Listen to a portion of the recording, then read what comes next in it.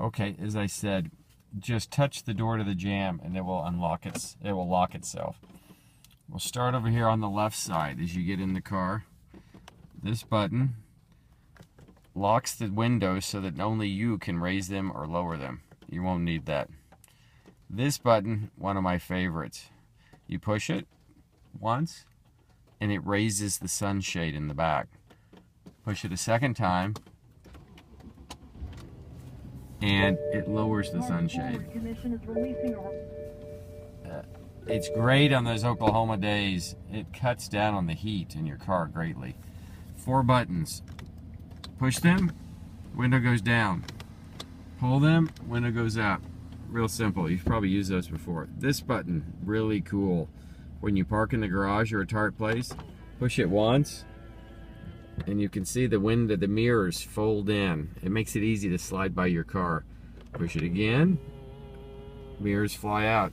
If you forget to put the mirrors out, as soon as you drive away and you hit 5 miles an hour, the mirrors will automatically open. Over here, just leave this here. This is your headlights. This is automatic. It turns on when it gets dark, turns off when it doesn't. These are your dash lights. You aren't going to need to move those much. This button, this adjusts your heads-up display. You won't ever need to use it.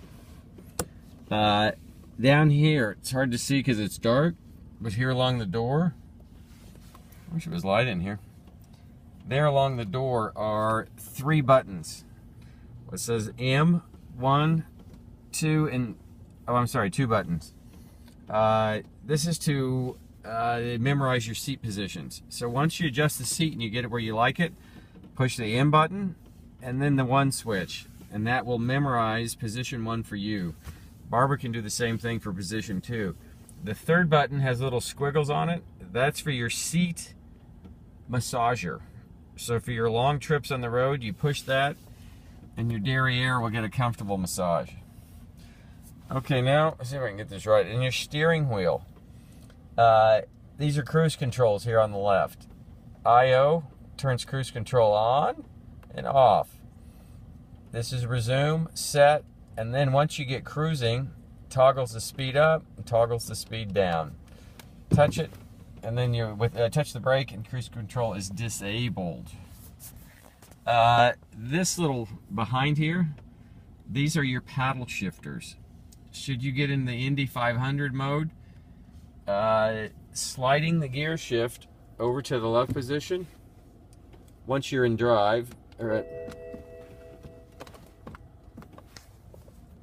once you're in drive, now I'm in drive, you can go over to, once you're in drive, I'm sorry, to drive, push the top, now you're in park. To drive the car forward or backwards, push in the button on the side, push it forward, you're now in reverse. Push this button on the lock on the side, pull it back, now you're in drive.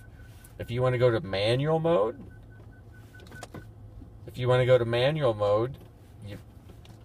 when you're in drive, there we go. When you're in drive, you can slide the gear shift to the left. Now you're in manual. Now you're a race car driver. Up, down shifts, pulling it back, up shifts, or you can revert to the paddle shifters here on the side of the steering wheel. That will shift up.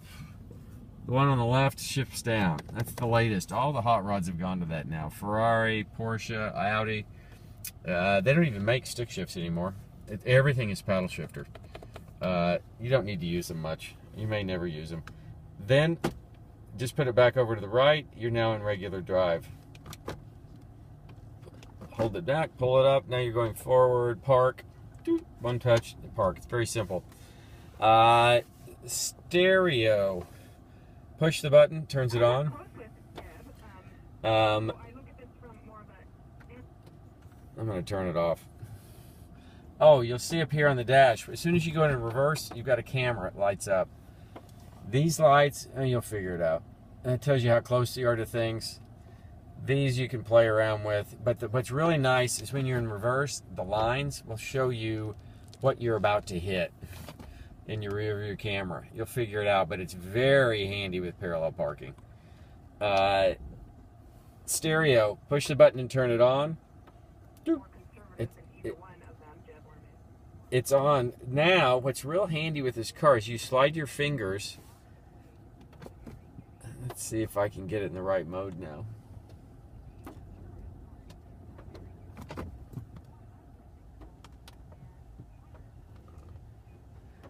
Get in the right mode. As you slide your fingers across the buttons, they're not even touch sensitive. I guess they're heat sensitive, but they're presets. As you slide across the buttons here, you'll see the options up here on the dash. As I slide across, button number 1 is Morningside Drive. That's my address. Touch that button. Now the map comes up. You know what? I'll pre-put your address in there in Stillwater. Button number 2 is my office address. Button number 3 is golf course number 1. Golf course number, that's the LA Country Club there. And button number 4. And then the others can be set to either locations or radio stations, radio stations. So I have the others set to radio stations. So you dial the station, hit the button, and hold it, and it'll save that location. CD player.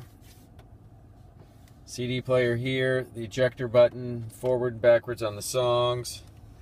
Your buttons here. This will adjust just where you want the air to come out of. The temperature, very simple. Dial your temperature and forget about it. Auto, push it. Auto off, auto on. You're probably just going to leave auto on. This will adjust your fan speed. That is your front defroster on this button. See if I can dial that in. Front defroster. Max AC. If it's a hot day in Oklahoma, hit that. You can hear it. Turns the air conditioner on max strength. It off quick. You've got left and right temperature knobs for right side of the car, left side of the car. Same with the air ventilation. These little buttons, it's the same on both sides. It's the seat with the squigglies. That's your seat heater. Very, very nice on a very cold day. This one is your seat ventilation. Very, very nice. Push it 1, twice for 2, once for low, again, and it's off. I love this. When it's hot outside, it keeps you from sweating. I'm not sure what all means. Never used it. Rear view, that's your rear window heater. Air conditioner off, air conditioner on. Very simple. This is auto recirculation. You don't ever need to mess with it. It recirculates the air automatically. If it detects particles or dust or nuclear waste outside, it automatically goes to interior circulation. And most of the time, it's on exterior. This is the seat ventilator and heater for the right side. This is a good place to store your keys. If I get this right down here. I didn't use a cigarette lighter. I used that for a charging cord. I leave that in there though because I dropped a penny in there once and it blew out all of the breakers. I also put my fountain pen in there. That didn't work either. So I keep that in place. Looks better with that cover shut. Okay, now the auto parts. This will turn off the traction control. You'll never need that. These buttons, very, very cool. As you're driving, when you normally turn it on, you're in normal mode. But you'll see up here it says Sport. When you're getting on the freeway, you push that, and you'll see the dash change where it's Sport lights up. You push it again and you go to Sport Plus. Most of the time when you drive around, you will be in, I'm pushing the button down here, you'll be in normal mode, which is just normal driving around. They also have a comfort mode, which is softer, smoother. The steering is less sensitive. I like on the freeway Sport mode. Steering is more sensitive, the suspension is stiffer, and the car actually lowers. It becomes more aerodynamic. You'll also notice a difference in the shift points, and it'll run like a bat out of hell. When you first turn the car on, it's in normal mode. A couple of little functions here. This will turn off the backup sensor. You don't ever want to turn that off. It keeps you from backing into things. Parking brake. Pull it up, engages the parking brake. When you get in, push your foot on the brake, push it down, parking brake is off. This auto H, this is the auto hold. I love this feature. You turn it on by pushing it. Now, when you go up to a stoplight, you don't have to strain your right leg sitting on the brake. It will automatically hold the brakes for you at a stoplight. And when you engage the gas pedal, just touch it, it disengages the brake automatically and off you go. It's a really nice feature. It keeps you from wearing out that right leg. When you turn it on though, when you're done and you park the car, the parking brake will be automatically engaged. You will not be able to drive away. Get in, put your finger on it, and disengage the parking brake. And off you go. These little buttons over here, this is kind of the brains of the car. The menu, you push each one of these will give you a series of menus up on the display. Menu is the main one. As I push it, it gives you all the options up here on the dash. Navigation, and then as you turn the dial, you can rotate through all your functions. Really the main ones that you use are the radio and the map. And those are the two main functions. You push the radio, and then you'll navigate. You toggle left to the screens, you'll just have to play around with it. And then you can also, you push it right, you bump it right. You can bump the knob, and you can also turn it and rotate it. So, and then when you find a selection you like, you push down and you select it. But play around with it a little bit between radio and map. The map I use a lot. I know you may not drive many places you don't know the location. Push the map button, and there's your map up on the screen. Then when you turn the knob, you zoom in and out on your map. It's very handy. And then you'll have to you'll toggle around. To enter a new address. You push it, bump it over to the left where you get the menus. You toggle all the way to the top. Guidance, you push down on it as enter. And then you can toggle on location. I can kind of walk you through it. Oh, these buttons here in the middle. This unlocks and locks the doors. Emergency flashers. This is a strange button that BMWs have, and it will add a bias to whatever temperature. Blue is cold, red is hot. It's a strange button, and I'm not exactly sure how it works. In the summer, it's on cold. In the winter, it's on hot. I don't know, that's the way to put it. This will take you a little bit to figure out, but you can also do nothing and drive the car and not worry about it. In here in the center console, which is too dark right now, maybe if I turn these lights on. It's not going to give me enough light.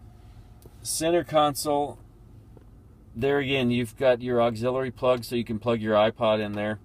You got another power outlet, and a lot of crumbs, as I used to keep my chewing gum and little tidbits in here. You activate it with this button. Pushing that pops open this console. Valet lock, if you want to put valuables in there, take your key, you can lock it so the valet can't get in there. Glove box, nothing fancy in there. You do have another power outlet though, which is handy. It's in there somewhere, trust me. And I think that will get you going, Dad. Then you can give me a call. Boy, enjoy it. It's a nice car. I'll talk to you later.